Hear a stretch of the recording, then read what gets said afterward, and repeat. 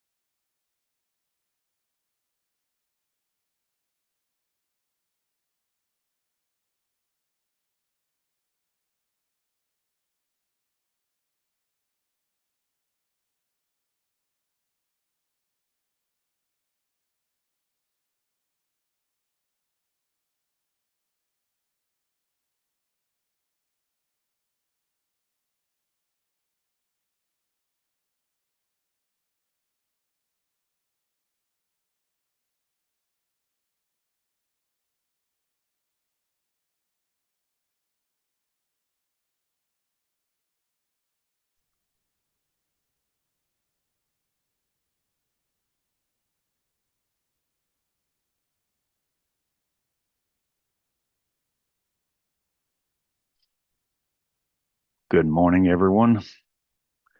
Welcome to the first Q&A session for wxKanban and wxperts.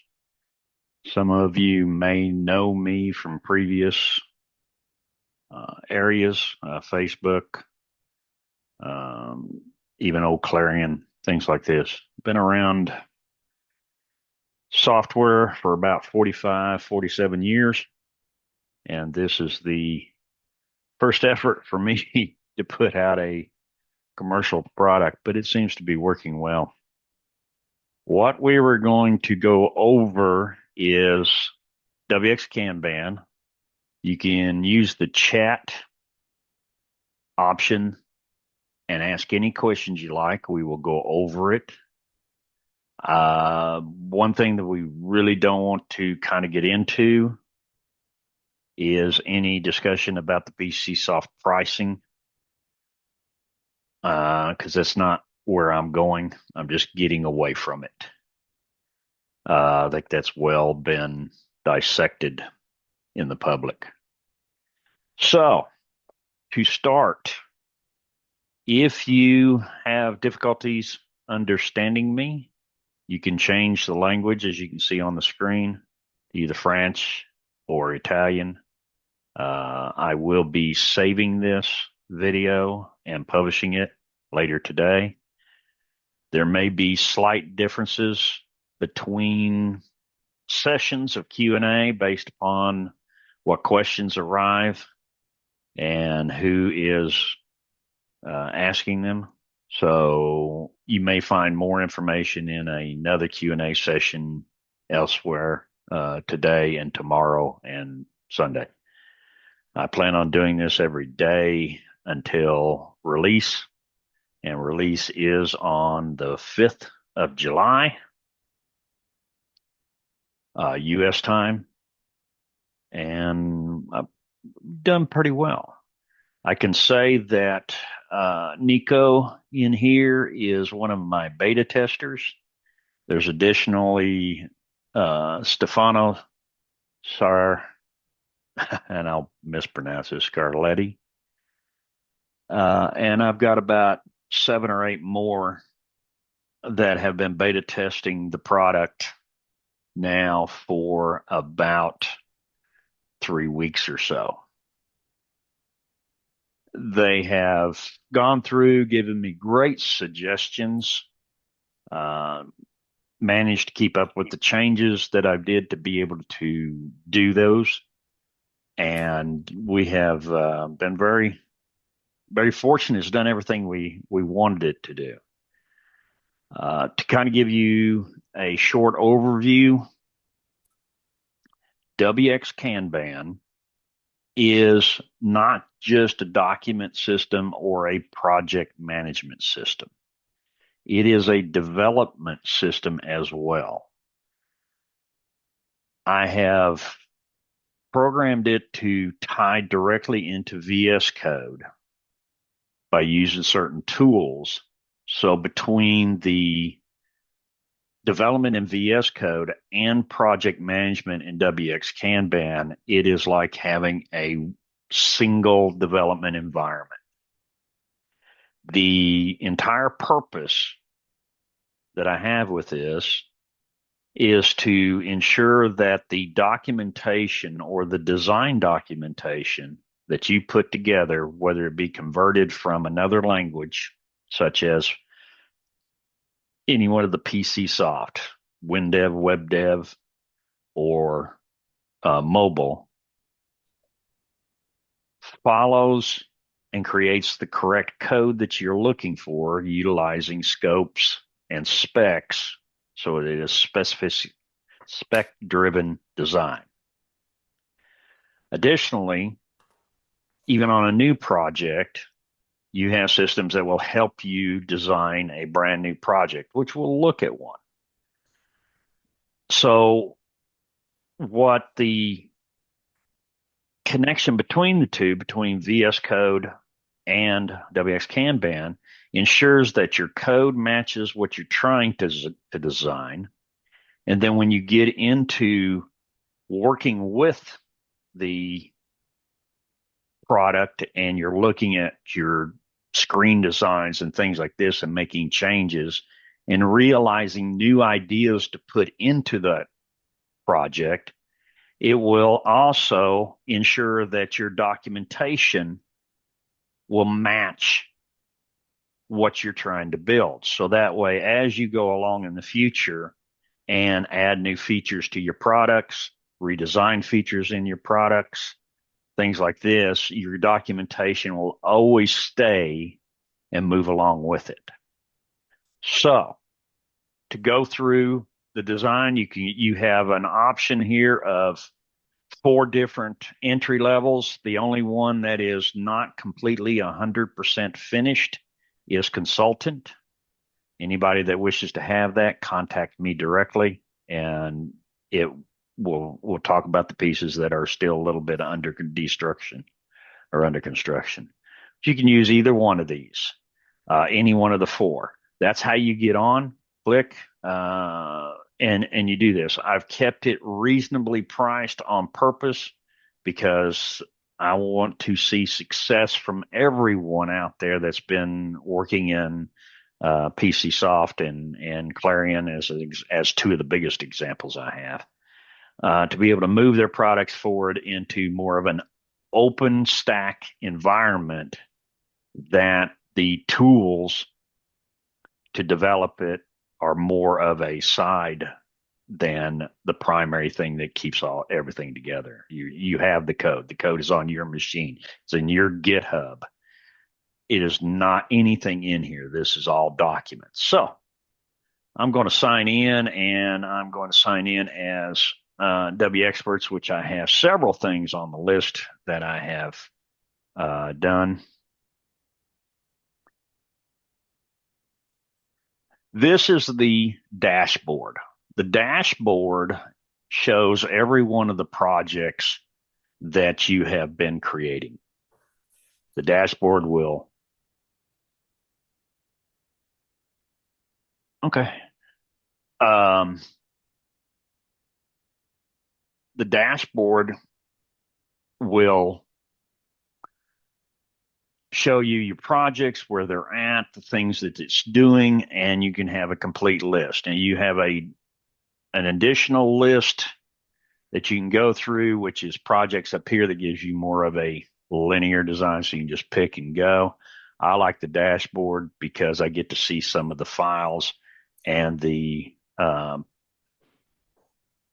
documentation that gets created with it.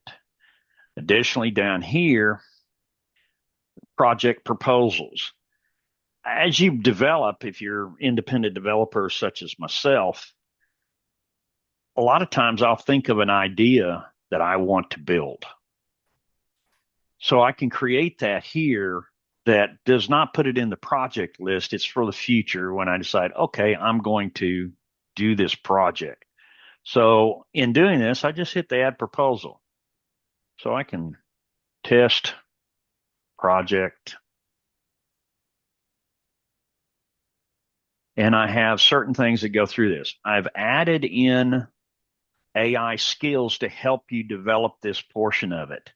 The description and overview, I can either just type in what I want in there and go on, or I can go through an interview session here that allows you then, as a skill of a business analyst, to go through each step and develop a project scope.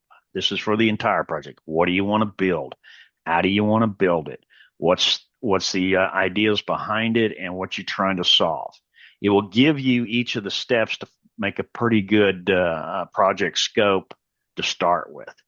And when you're done with that, it saves it in the list and you can bring it up later. As you can see, I've got Yap Chat, which I created it. We're going to go over that one, which I'm in there. I've got a couple of an agent management, which is a management system for people's personal agents and things like this. Remote chat in the VS Code. What that is working with Yap Chat. It'll be the ability to get help in the wxKanban and the VS Code as you're using it, using both AI and support. It's what it'll do. And then when you accept this and tell it to go, like App Chat Security, then it creates the project. And once you create the project, it shows up here. You're off and running. Let's go into Yap Chat as an example. This is an ongoing project. Now, this is a brand new project. Okay. And as a brand new project, it did not rely on any conversion from a previous language. And we will go through the conversion. So you can both create a converted system as well as a brand new one.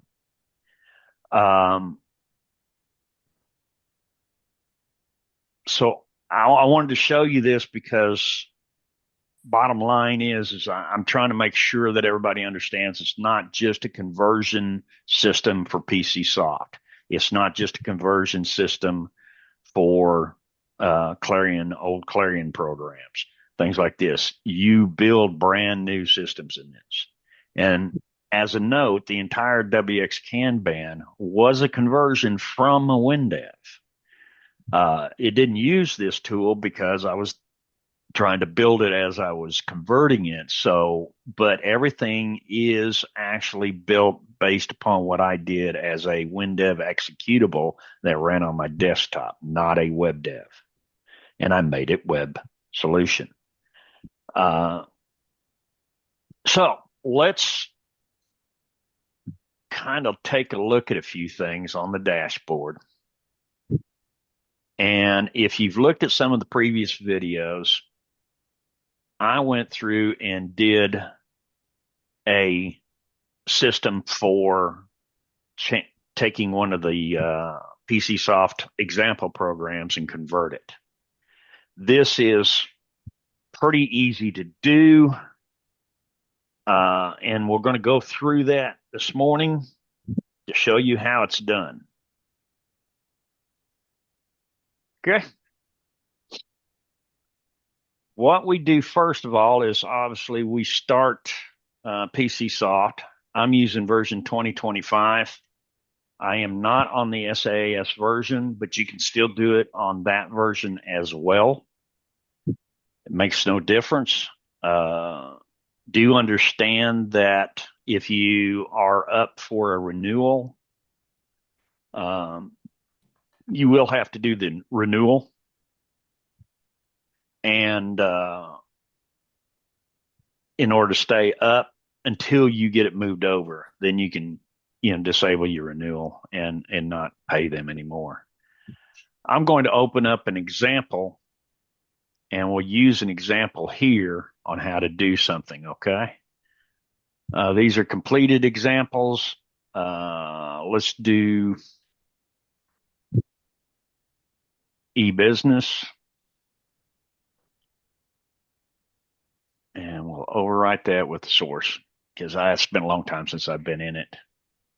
Bear with me. This is my first meeting on this. And so it may be clunky on the first one, but I'll smooth it out before it's over with. So now we have here is we got a lot of queries in there, and that's one of the biggest questions I've had on this is how does it make sure it gets all the queries? It's done a great job of doing this, including reports. And what you do is up here in the upper left corner, you click this, you've got a main menu here. You go to projects and you got a print project technical documentation. When you click that, now this is the only thing that you may change. If you are on an existing database such as Postgres, MySQL, MS SQL, Firebird, something like that, you want to do the custom and you want to turn off the analysis part because you don't need it. All you're going to do is tell the AI to pull that information directly from your database. Pull it directly down from Postgres, pull it directly down from Firebird or MS SQL, and give it the connection and let it pull down the schema and create what it needs to create directly from the database instead. You won't need to go through the analysis. Now, if you are in Hyperfile at the moment, you leave that on and you just do a complete report. This may take a few minutes. We'll talk about it as it goes through. As you can see, the report builds and generates. And what I do at this point is I just go straight to the export. I export it as PDF. And I'm going to then change it over to my AI side. I'm going to put that in a directory for my AI.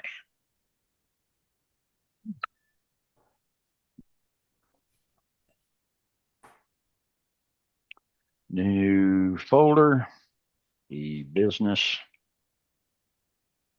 Go in there. And I'm going to put it right there. I'm going to store it right there. Let it generate out the entire page. We have done one I know of that is 70,000 pages. Done another one, 35,000 pages. If you want to see the largest one, that would be Stefanos. He is over, I think it's over 1 million pages. And he's running it through this also. So a size issue, I don't think is going to be a problem. It does. We have written, we've had AI write a Python script that will split each page up and keep the information together to produce a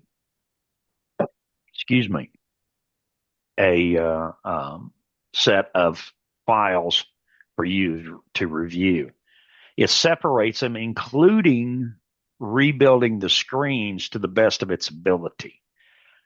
You're not going to go through and actually expect that the screens are going to convert 100%. It tries to render it based upon the stack that you created. So don't expect that you're not going to be able to have to come back through. What I have done on complex screens, let's say you're using a lot of planes from PcSoft on the screen, you will need to go ahead and capture those screenshots individually. The report itself does not separate them properly, so it does not get a good picture of them. So the best thing to do with those is go through each plane that you're going through and take a screenshot of it. I have one that's web that will be in another Q&A session. I'm going to go through it as a conversion, and you will see that in that one. That may be tonight, your tonight, or tomorrow, one of the two. I'll have to take a look at it to make sure. So as this generates each one of those, generates the document, it's putting together everything it needs to have that is currently in your system. And it doesn't matter whether it's you've changed it to text or kept it as binary. The system is actually generated it correctly. I'm going to let this go, and we're going to create the project in the dashboard now. So I'm going to go in the dashboard. I'm going to create me a new, and this is going to be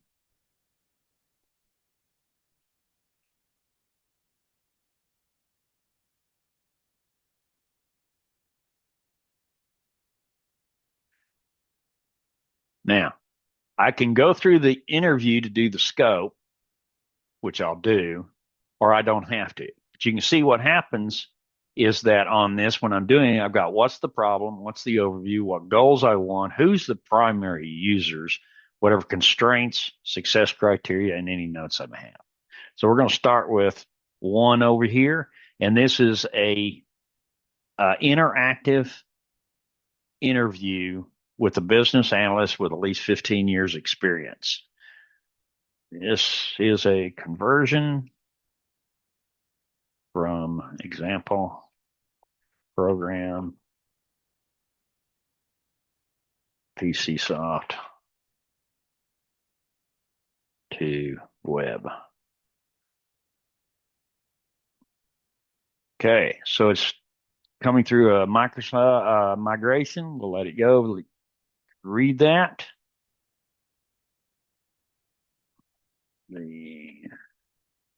The problem is conversion to modern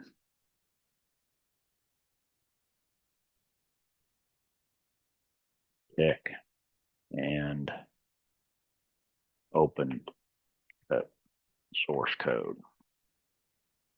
As an example. If you like it, when you read it, you can say, I approve it. Now what it does then, it put it over here, and we go on to the next section. Okay. Move on to the section overview. If you say, well, I'm not sure, you can tell it or ask it. Create a example. Create the overview, and we can go from there. So see, this is a direct code set. So it's asking me questions now based upon, okay, I don't know exactly what I want for an overview. It's going to ask me questions, those. Yes, direct version. And then it says prove, and we get the overview. And it gives me the overview. I go through the goals.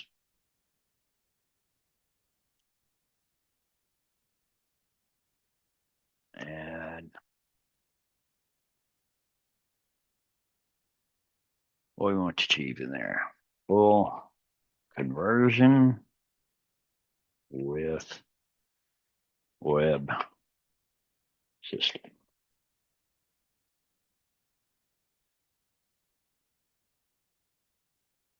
All screens, data, and code. And then I've got this, and it keeps going through.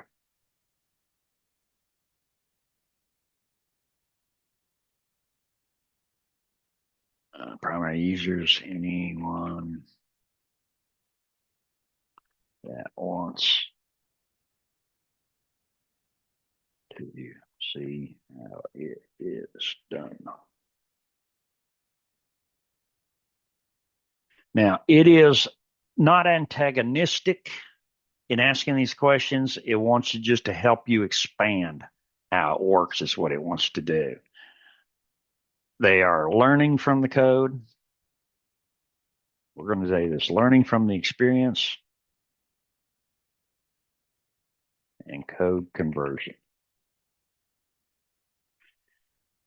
And then now we've got the primary users.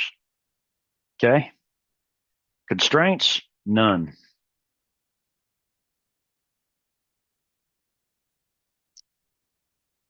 And let it think. Okay. Okay. Tech stack. See, it's going to say, I say none because I don't think there's any constraints to it, but is there anything we want to talk about? Technology stack, timeline, budget, compatibility, tech stack. And we'll go from there. React. We'll go with React. TypeScript and Node.js.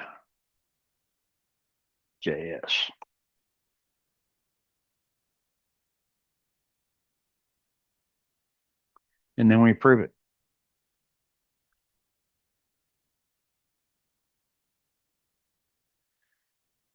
Sections.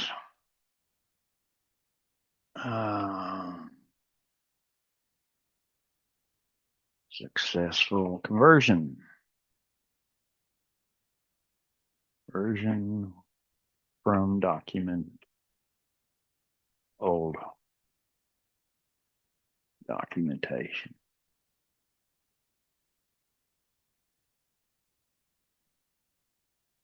Will it be measured percentage features identically? Yes. Yes. On 1 and 2. And then we approve it. Notes.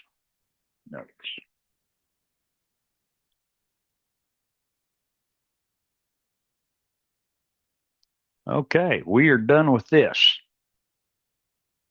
When you're done editing, you click up here where it says done editing, and that now saves it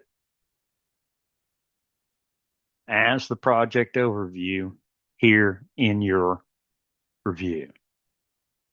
Let's go on into the system. Okay. From this, he's going to create a few options here that has to be in here. You can pull it out, you can do things, but it also creates that. The biggest thing at this point is that we want to check the stack. Okay, I can edit the stack here. And it is picked one that you wanted based upon those choices that you put in there. But the second part is that, okay, this is based upon web. What if I want desktop also or mobile also? Well, if I want mobile also, I click it and now I have all of the mobile stack here as well.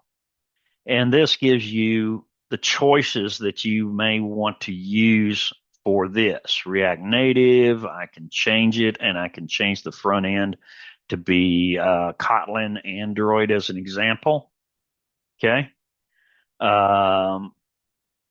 And then take off the other one if I'm only doing an Android device.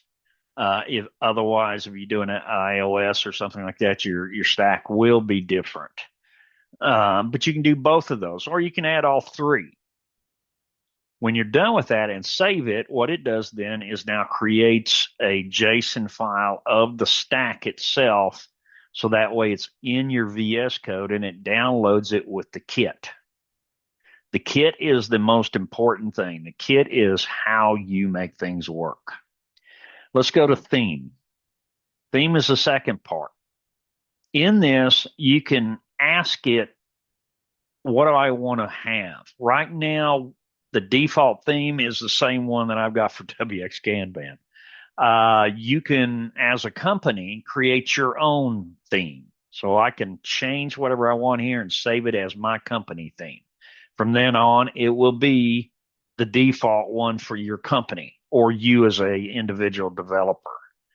I can go to get inspiration by going like to Mobbin as an example. And what that does is when you go to it, it'll open up another tab, look at it. You can bring in the URL of whichever one you're looking at and paste it here. And it will then derive that from that reference in the new tab, that you go to. You go dribble onwards.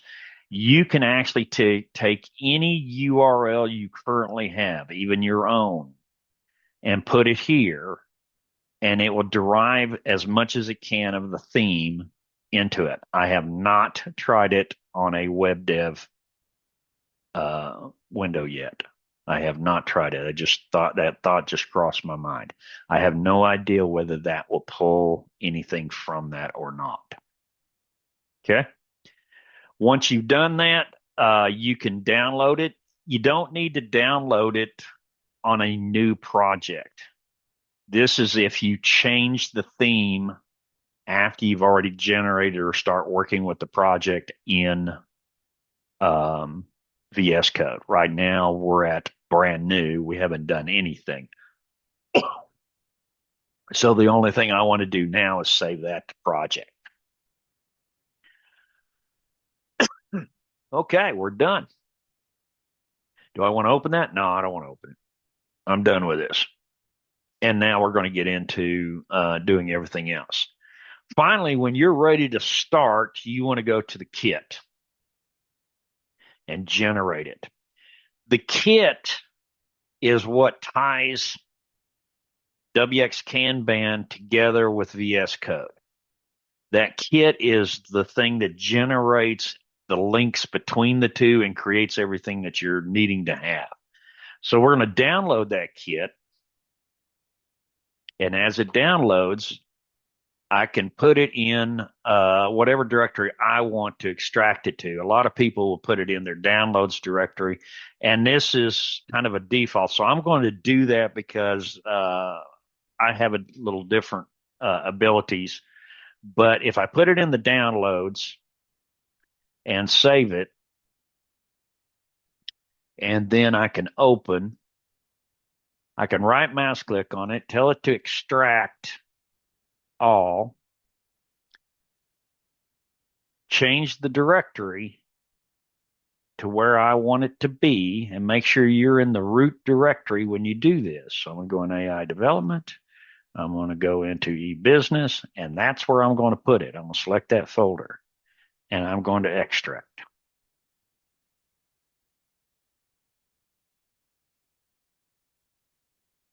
Okay. At this point, for the short term, or actually for quite a while, I do not need to come back into wxKanban. It will actually get the information as you work in VS Code and update information on the project. At that point, it's the project manager. If I have several junior programmers, I do at American Litho, I can look and see what they're doing, their progress, things like that, based upon wxKanban without getting into VS Code. This is a way to manage other developers as you go along.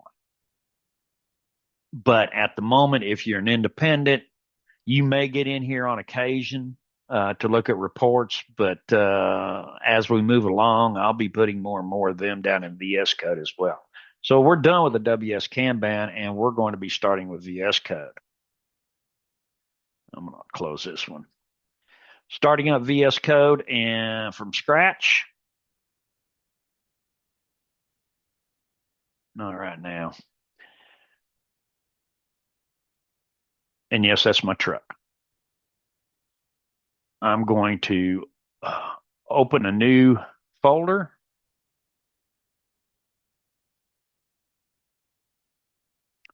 Go back one, e-business. And select that folder. Okay.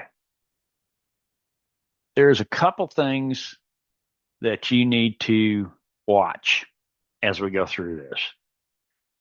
You'll see that there are 3 programs that kind of start.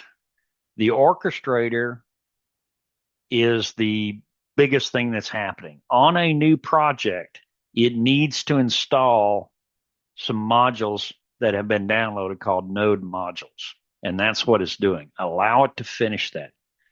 The only times that that will ever change is if there's a big update on the orchestrator, but that's not very often. So far, I've only done it once.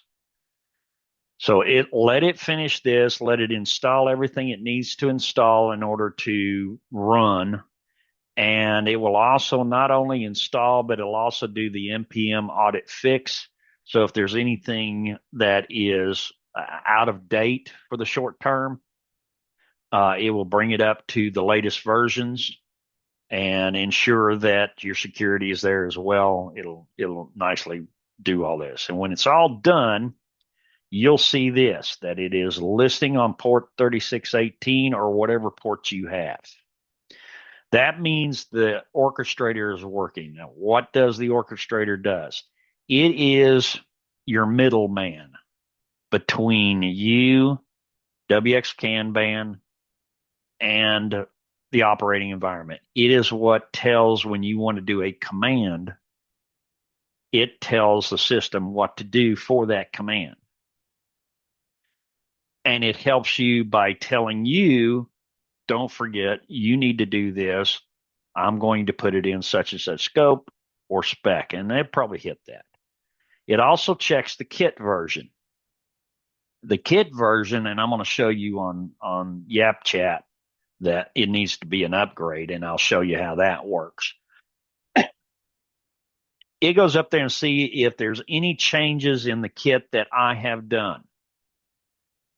I don't expect that it's going to be the same constantly, but I'm going to minimize the number of times that it is available. Usually it'll be on a Sunday or first thing Monday morning when you come in. You may see that there's a new kit.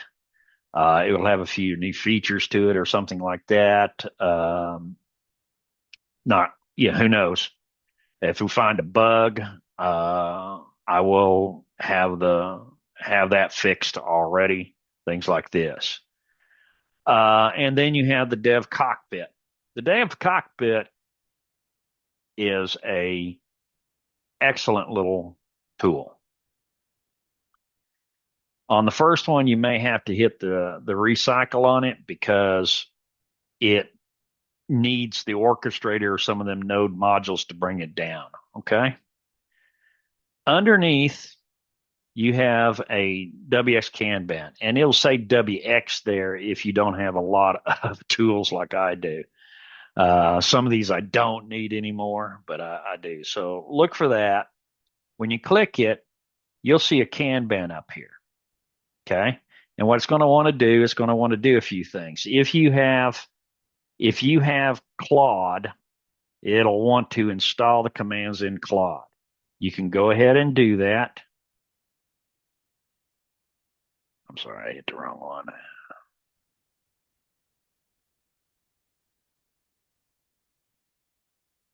Okay. And then it'll want to reload. And the way you reload, do this out the way.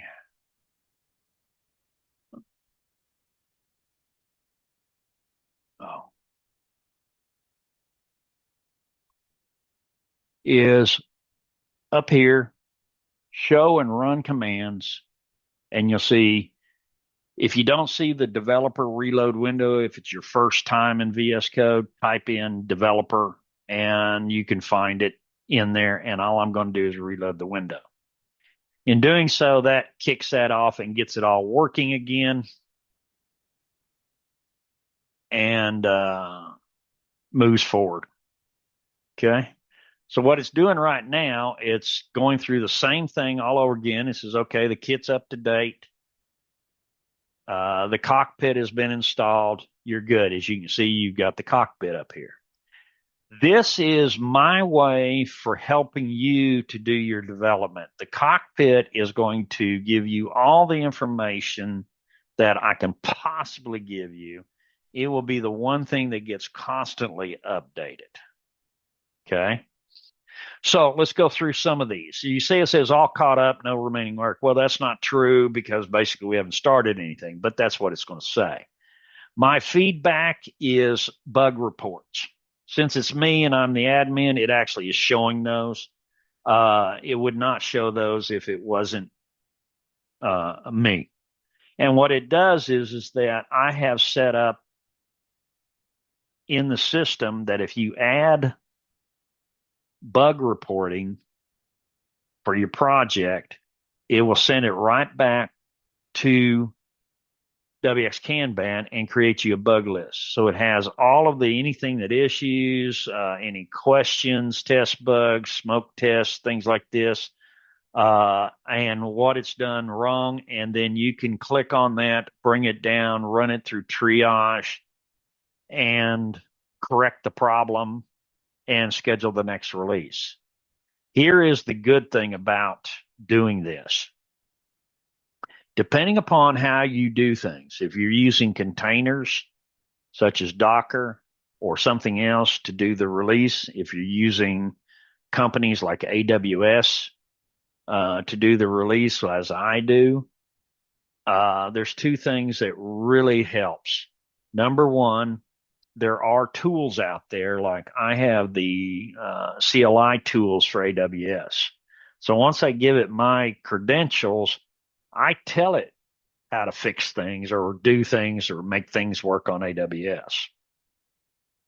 But if you're using Docker on your own personal things like that, what it will do is install the Docker, but it won't shut down your screens. It won't shut down your web screens until it is successful with the new Docker, and then it just switches them. So it's a lot smoother deployment than it is for PcSoft Webdev. A lot smoother than the WAS, the web application server. And I do like it. Second of all, the timeouts go away. I've had wxKanban up for days without it ever disconnecting. Then we go into the help commands. This is the thing that you need to look at because, okay, what can I do? Here's the standard commands, and we're going to go through them based upon what you do first. Build scope. Build scope if you're doing a brand new project, even a conversion, you will go through the build scope. The build scope allows you to say, okay, I want to create this feature, this screen, this function, this connection, things like this. And you want to break apart your development into those smaller pieces. So each one of them is what they call encapsulated together. Now, it may share functions and items in other scopes. That's fine. But if I'm building the landing page, if I'm building, a list of users and user management, each one of those are its own scope. So I would take the user screen, user management screen, and all of the CRUD features with it, CRUD. They will then make that one piece in there and work together. The second thing after that, when you're done with the scope and you got everything correct, now the scope is like also the project deal. It is an interactive AI assistant to help you build the most complete scope that you need. Okay. Uh, a lot of people, even like myself, we've been in it so long doing development, we skip over the minor things and even some of the not so major things when we're saying, okay, this is what I want to build, because we know in our minds what we want to build. We know in our, how we want to build it, but we don't really tell the documentation. This will go through just like it did the project scope and do that. Okay. Then you do the create specs, and that creates all the specs, and then you do the implement. The other two that you're going through or going to be going through, we're going to go through is the WX conversion. The WX conversion is what I'm going to start with. Inside your directory here, we've got the document. Right mouse click on it. I'm going to get the relative path. And all I'm going to do at this point is type in WX conversion and put the path there and let it rock. At this time, it is going to be reading all of that. It's going to pull it all in. And it's going to start its conversion. So let's go back to WX and get a few bits more information for this. There's two pieces to that. You got the WX conversion, which is what it's currently doing, going through the entire document, and the conversion scope. It's going to go through both of those. The conversion will take that document, split it up, put it in there, and create different pieces to make things work. Okay? Oh, I'm on the wrong one. I didn't get Claude Code. No wonder it wasn't working. You have to watch it. You have to be in Claude Code or your AI. I'm sorry. I don't have the other one. So let me do that again. Sorry about that.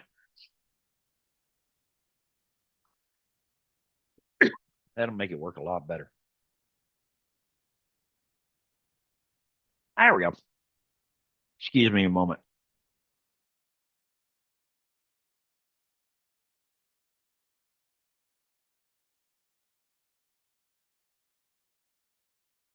Okay.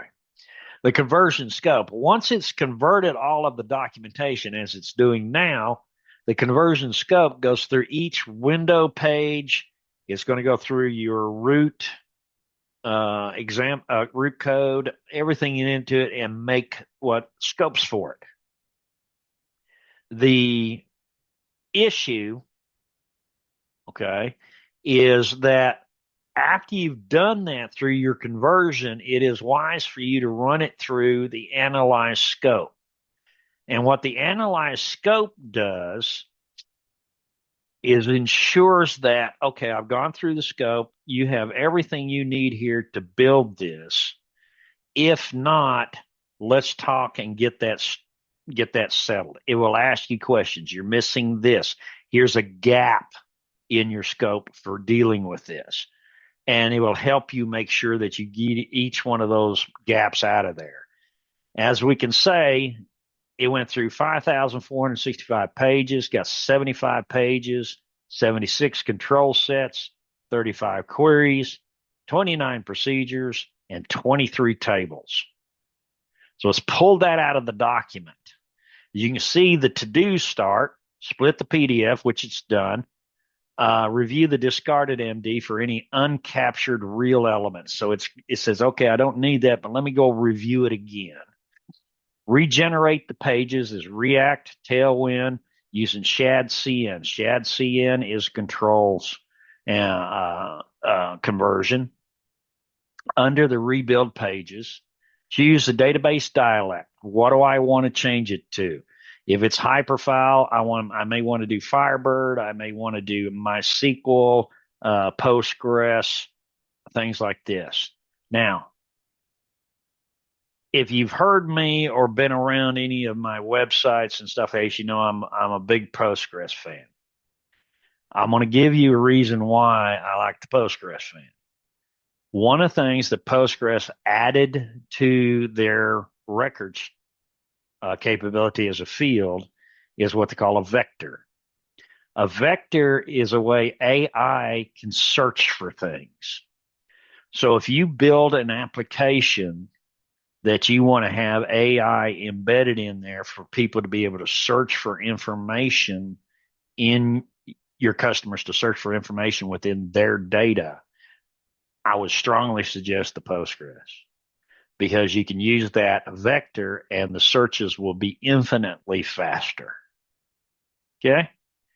Then you document, it's going to document all the queries the best it can. We have had instances that the document cut off It cut off the query, so you had to make some manual adjustments. I can't help that.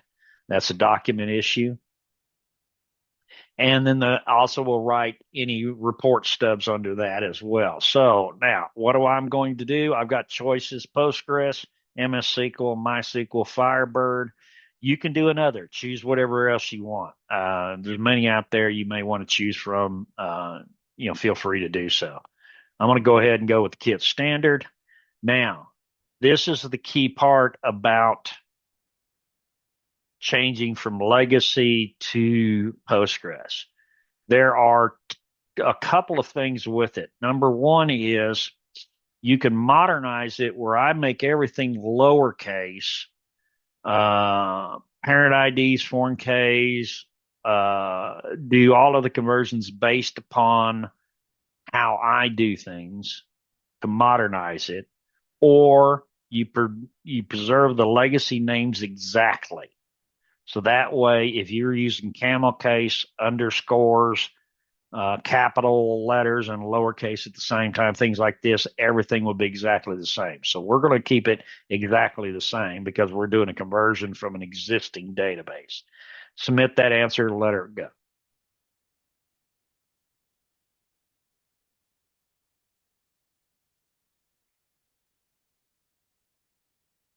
And it's going to generate the schema, entity relation diagrams. It's going to do the Postgres DDL and create that. So it is now ready with 23 tables, 26 relationships generated. They're going to verify that to make sure that it is correct. There's been some issues with moving from hyperfile where the linking between the tables is not 100% correct. Okay. So I analyze that as being a DBA for the last 40 years.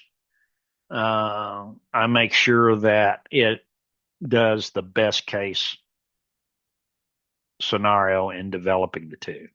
Now, one thing that you're going to need to do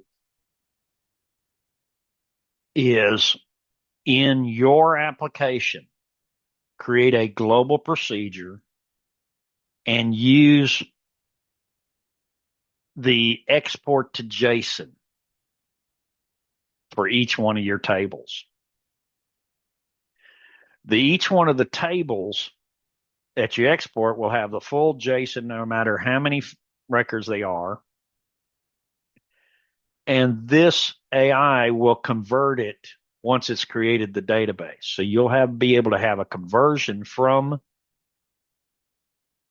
hyperfile to whatever version you want built in. You do not have to do it manually. Do you not have to create a program. Allow the AI to do it because it will do it. All you have to do is point it to where the JSON files are and say, convert this into my database, and it will do it. And it is fast. It is quick. It is very good. So let's go see what it's done so far. Okay.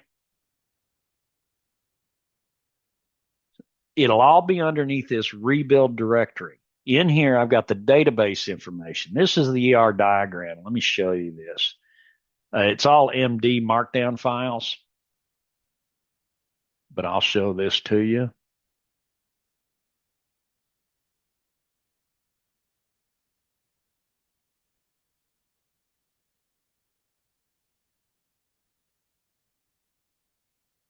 Did it twice. Okay.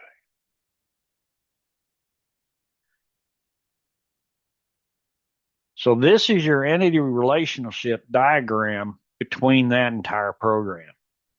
That's what it's created. We save this so you can have this as part of your documentation.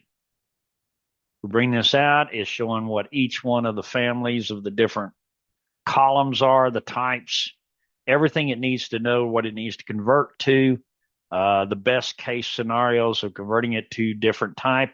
So you've got HS SQL type, automatic identifier to a big int for identifier of the orders, the date to date, small int, whatever it needs to change it to get you a conversion option.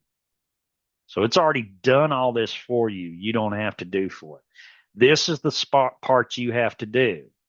Action required by the developer. Write a small language global procedure in the legacy app that loops through every end scope and creates a JSON. There is a function for this in version 25 to do this. Okay. And it will fix things like empty dates, makes them null, converts to UTF-8, all of that stuff. Okay. So this is something you need to keep in mind and read a little bit. You'll find you may want to change that. No, I don't want to use this. I want to give it a little bit higher. I want to change it from small int for Boolean to Boolean instead because it's a true false, things like that. Okay. Now, it is done doing all of it. So let's go through the rest of this. Now, I've got every page. It's generated a TXX file to be able to run each page. It does not necessarily run it. Okay. But what it's saying is this is kind of a basis for all the source code that is in the original program to convert. Okay. And it will do every one of those through there, say this is what it is. Now, in here also with the pages, let me see, there it is. Oh, it's under a different deal. Hold on. You've got the procedure scope. This is all of the global procedures and things that are in there, and all of the source code that was in there. It also has all the query scope.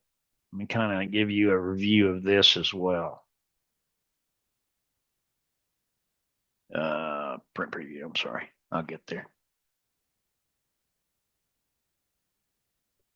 Okay. So it's going to give you a summary of every query you had and what it returns and if there's any problem with it. Now it converts it to a SQL statement. So that way you can see exactly what you should be returning. Look them over. It may not be perfect. Again, we have seen where the query gets cut off by the report, and you may have to update it or manually deal with that query itself. Okay. And that's what it gives you all of that information. And then we even got report stubs. I don't think there's any reports in this one, but we can look and see what it says, print preview. Yeah, there's report order form. So we actually have a report in here. Okay. So it references these objects. It actually gives you the stub for it. Rebuild target is a React PDF. So in essence, we're going to print a PDF file from this report.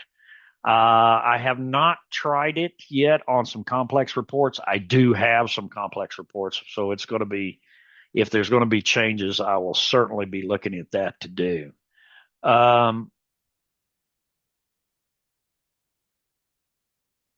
There is one, oh, I'm sorry. That comes from the WX conversion scope. Okay, so now it has done everything it needs. We need to hand it off to the conversion scope. So all I have to type in now is WX conversion scope and let her run. Now what it's doing is it's going through that rebuild of everything that it's done there, run the skill, and create all the scopes and information that you need to actually start the entire project.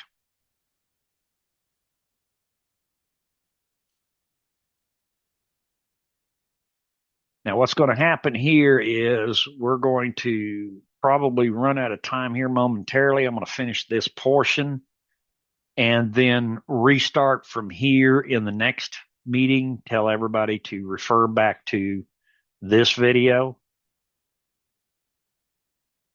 for where we are to go through it.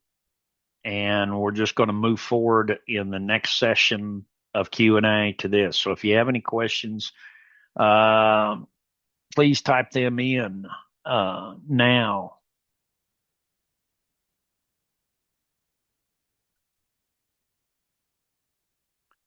If you have any buttons, it says, okay, I don't know what they are, but let's go through here. If you're full queue, we're just going to let it go through everything that's there.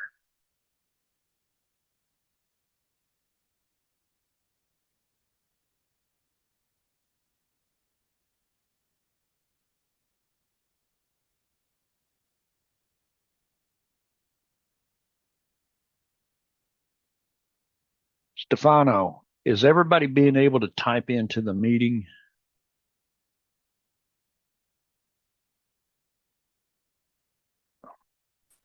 Let me see. Just a Okay. moment. Okay, so you can speak. Okay. Yeah. Okay. I can see. Yeah, you can. Okay. I just wanted to make sure because I didn't, this is the first time I didn't know whether or not that I'd turned something off and nobody can type in a message. Okay. Now we want to say, yep. And we're going to say yes. I'll let it go. Hi there. So this is where you need to ask any questions at all in getting started.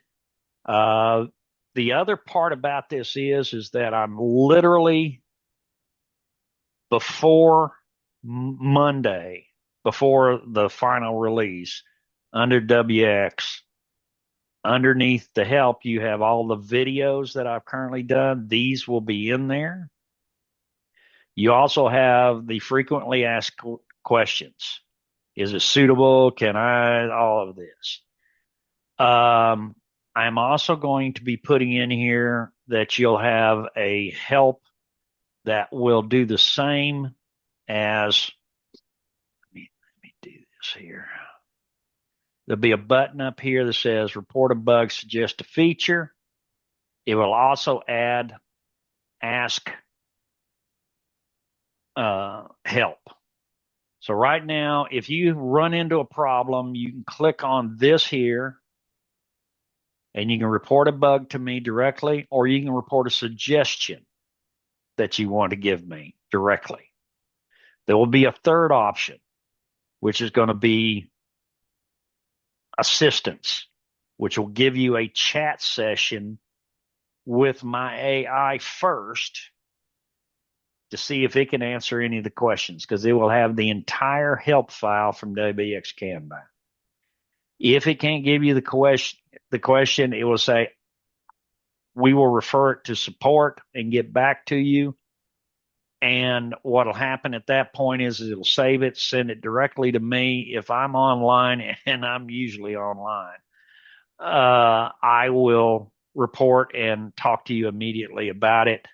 Every bit of that is saved by the AI for future questions. This is the greatest thing about the AI part. Okay. I want it to go through and learn not only how I program and how I want things done, which it is doing, but also I expect it to learn from you.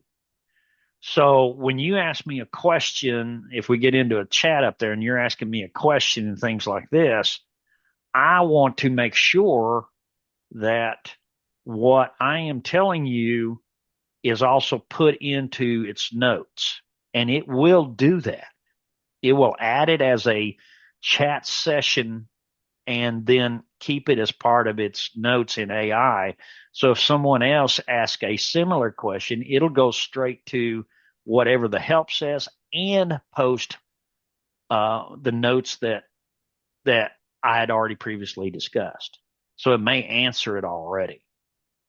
I am one person and I do sleep on occasion, and it seems like we're going worldwide almost immediately. Uh, so I may not be up all the time, but I will answer the question and I will have it actually prompt you when next time you're in your VS Code that you have answers. Okay. What it's doing here at the moment is it's going through and looking at everything and it's saying, okay, I've got all this stuff. Look it over. Is it right? And if you approve it, go on. I don't get in your way, but I do want it to ensure that you see what it's doing as it's working. That's the key part. I want to make sure that you understand what it's trying to do and things like this. If there's something that completely goes off, a lot of times what I type in, do this and put it in your memory. And what happens is that it will remember inside VS Code in your global VS Code to do things a certain way. So this is going to go through everything that we have, approve them all.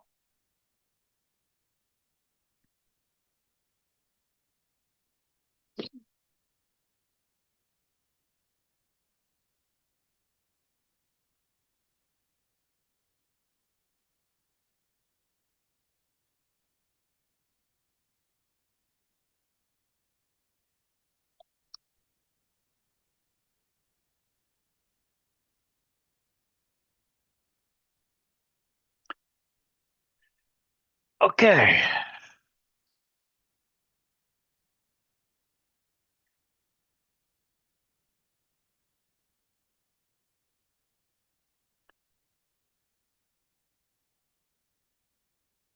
So it's going to go through each one of them. It's going through everything. Now, where this comes out is in the specs directory. And it's going to go through each one of the progress. It's going to go through each one of the scripts and build scopes for each one of them.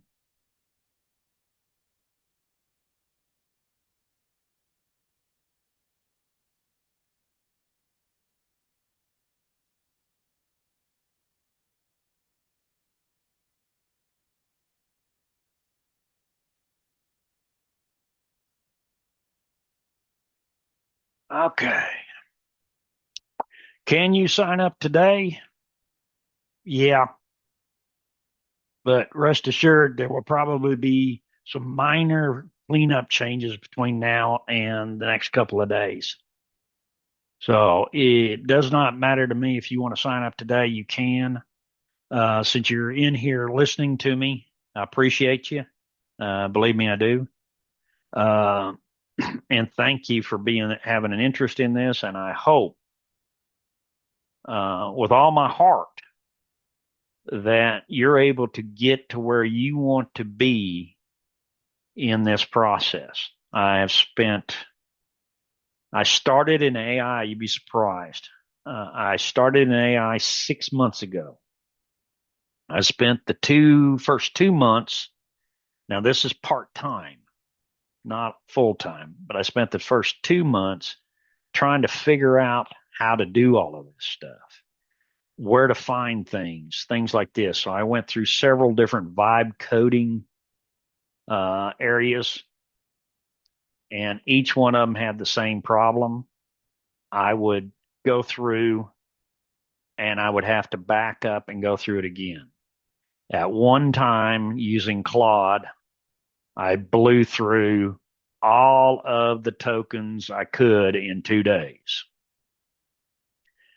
which made me stop for literally another 2 days before I got another week's worth.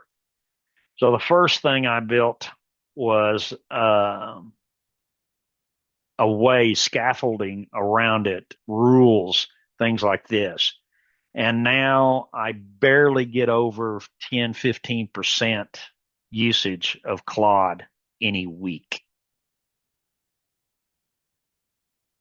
which keeps my cost stable. Will that continue? No, certainly I want to eventually make my own system up here and use my own LLM from Happy Face and do my own coding, so it won't cost me anything. And as I go through that, I'll put that out to everybody how I did it, things like this, so that way everybody that wants to do it, yeah, they can buy the equipment and do it. Uh, Obviously, it takes away a lot of the cost of this. But you can also use different AI agents. Claude is the one I use at the moment. but I have been on a couple of the other ones. They work as well. The only issue that I had with them is at the time I didn't have enough guardrails around them. So what I was doing was switching between Claude and back, and there were some differences that we had. I have got a feature in here that allows you to search through other um, pieces, other scopes to see if you've already generated it. So it will use it from the other scope, things like that. I'll be talking about that later on as well. Okay. So we're done with this.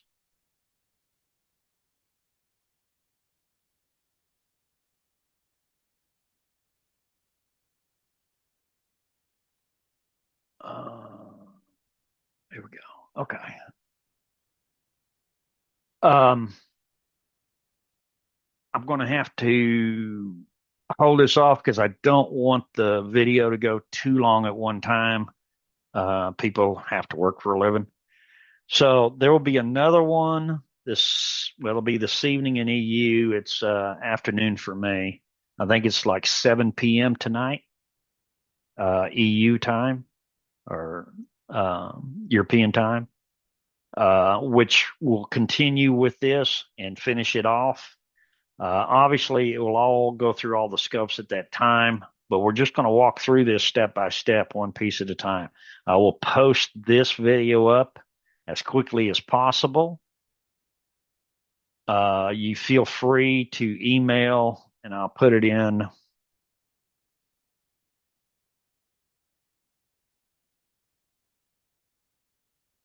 my email address there. You can email me any questions you have, and I'll be glad to answer them.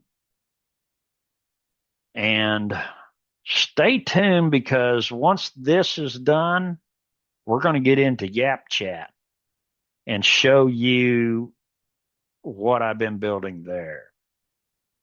You're going to like that. It's fun. It's really fun. Uh, as you can see, one last thing here. As you can see, it says yes or save.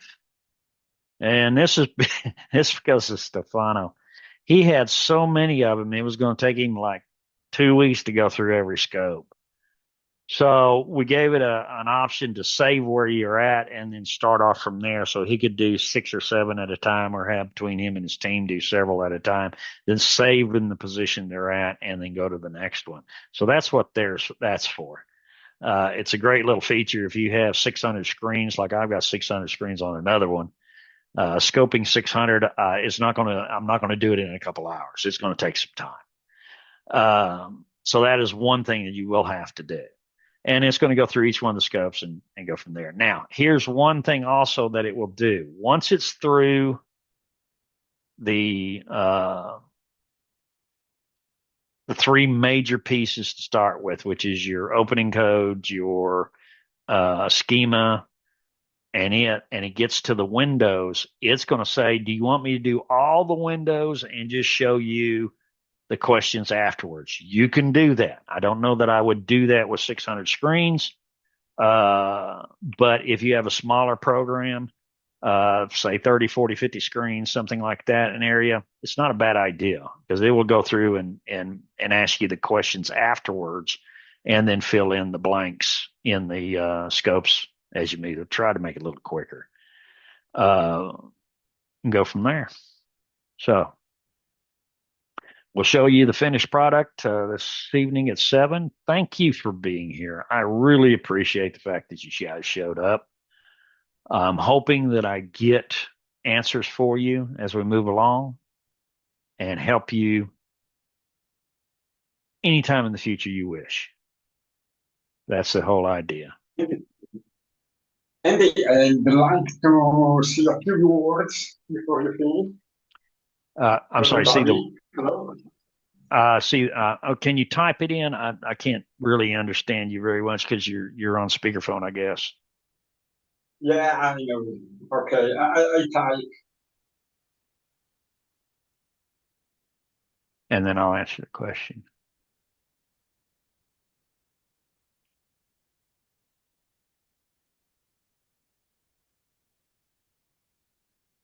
will take a little bit because I'm on the phone. Uh, who's talking? I'm Stefano. Oh, okay. Can you hear me? Yes, I can. Yeah, can you hear me well? Yes. Well, I just want to say something because at the beginning, wxKanban can be a little bit overwhelming. There is a lot of functions. Is quite hard at the beginning to find the correct way to start. So with Andy, we are writing a little, a step-by-step guide for beginners, which is very, very simple.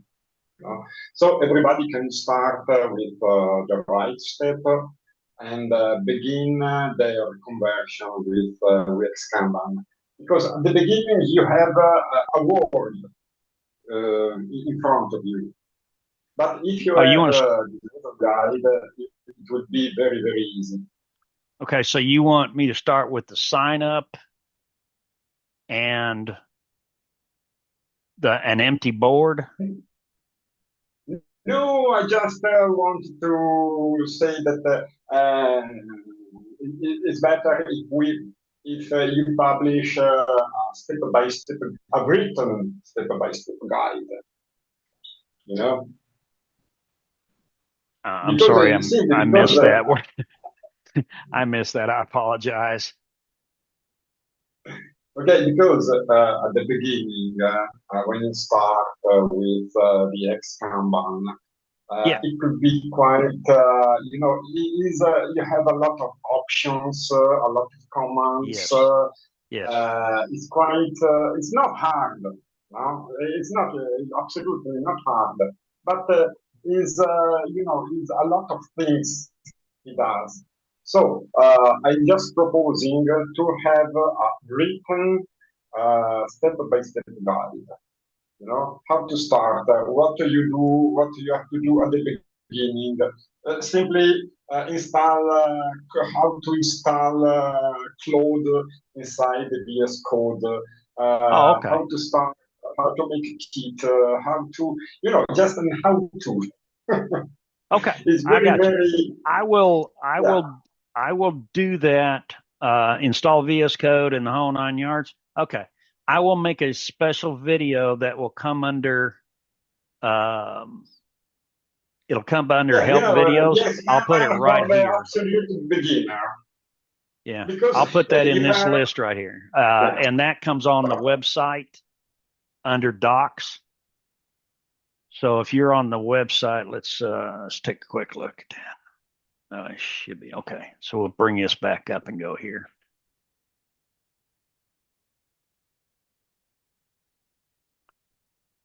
And I have to log out. So if you go to docs, every one of those videos are here. So like the new, you can see, and I'll put that in here. So you can see installation of VS Code, things like that. Okay. yeah, Okay. Um, so there'll be a third one here. I'll put a getting started up here for installation of VS Code and things like that, and getting the extensions that you may want to use and things like that in VS Code. Okay. that's perfect.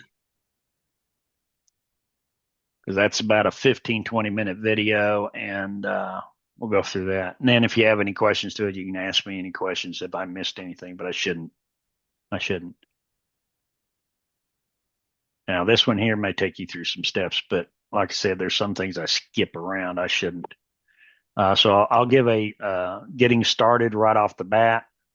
You can change this language to any one of these as well. Okay. So if you're used to looking at it in French or another language, you can just change the language and it'll pop to a different language. Okay. and everything will work that way.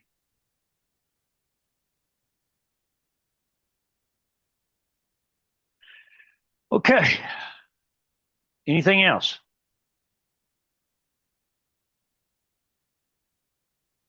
Okay. If you will also email me what you're looking for as well, just to make sure I got it straight and I didn't miss anything you were telling me, I'd appreciate it. Okay. So email it directly to the Andy at wxexperts.com. You can go up here to your bar and look at the chat, and I do that, and it's there. Okay. And we'll go from there. Thank you for showing up this morning. If you want to, feel free to come back at 7 o'clock tonight and see how this finishes. We'll get that one done, and then we'll start talking about everything else. And like I said, I'll make a little video for that and go through it, so that way you can see how to do the VS Code and everything as well. Okay. Have a good morning. Goodbye. So long. Be good or be good at it, as I say. Bye bye.